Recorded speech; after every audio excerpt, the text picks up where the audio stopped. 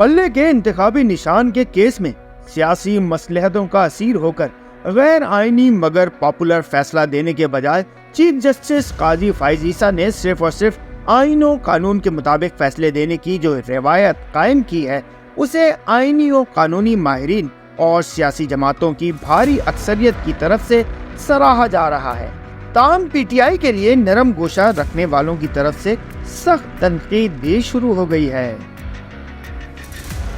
Senior صحافی اور YouTuber Asad علی طور نے قاضی فائز عیسیٰ پر اپنے مقام سے ہٹ جانے کا الزام لگایا ہے، لیکن حقیقت یہ ہے کہ قاضی فائز عیسیٰ تو آج بھی اسی طرح سختی سے آئین و قانون کے مطابق چلنے کی سوچ پر کاربند ہے، لیکن اسد طور نے اپنی جگہ بدل لی ہے اور ساری عمر سیاسی معاملات میں اور دوسرے آئینی اداروں میں عدلیہ کی مسلسل مداخلت کی مخالفت کے جس بیانیے پر کاربند رہے، آج پاپولرزم کی رو میں بہہ کر قاضی فائز عیسیٰ کو مورد الزام ٹھہرا رہے ہیں۔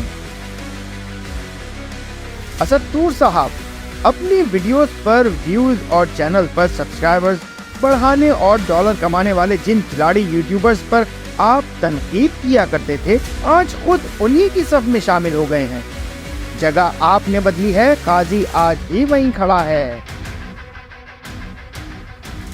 پاپولرزم کی رو میں بہہ کر وہ بات کہنی کہ جس پر تالیاں زیادہ بجیں، اس فن میں ملک کے سینئر صحافی، کالم نویس اور اینکر پرسن حامد میر بھی بہت طاق ہیں،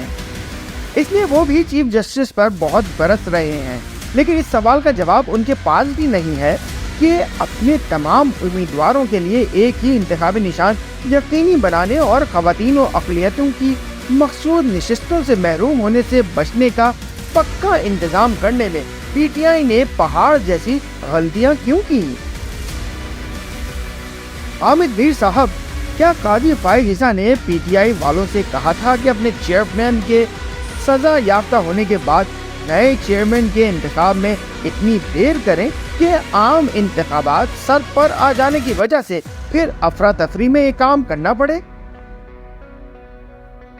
کیا یہ بلنڈر بھی قاضی فائز عیسیٰ کی وجہ سے کیا گیا کہ انٹرا پارٹی الیکشن کو چوری چھپے اور ضروری قانونی و آئینی تقاضے پورے کیے بغیر جعل سازی کے انداز میں مکمل کر کے اپنے پاؤں پر خود کلاڑی ماری جائے؟ یہ بھی پوچھا جا سکتا ہے کہ متبادل انتخابی نشان کا انتظام کرنے کے لیے تحریک انصاف نظریاتی کے چیئرمین اختر اقبال ڈار سے ڈیل کرنے کا مشورہ بھی قاضی فائز عیسیٰ نے دیا تھا کہ جو چند گھنٹے بھی حالات کا جبر نہ سہ سکا۔ دور اندیشی اور سیاسی بصیرت سے آری دولے شاہ کے چوہے جمع کر کے اب ہڑ بوم تو مچا سکتے ہیں، چائے کی پیالی میں طوفان بھی اٹھا سکتے ہیں، لیکن تا دیر قائم رہنے والے حکمت عملی اور دیوار کے پار دیکھنے والے عقل و فہم سے آراستہ گیم پلان تشکیل نہیں دے سکتے۔ پی ٹی آئی کو یہ مان لینا چاہیے کہ حالیہ چند برسوں کے دوران ان کا ہر فیصلہ نقائص سے بھرپور ہونے کی وجہ سے درپیش چیلنجز سے عہدہ برا ہونے کے قابل نہ تھا۔ جو بھی فیصلے کیے گئے وہ نہ تو سیاسی و انتظامی حوالے سے پائیدار تھے اور نہ ہی مطلوبہ آئینی و قانونی معیار پر پورا اترتے تھے، اس لیے جو ہی حالات کی تپش کی زد میں آئے پگھل کر رہ گئے۔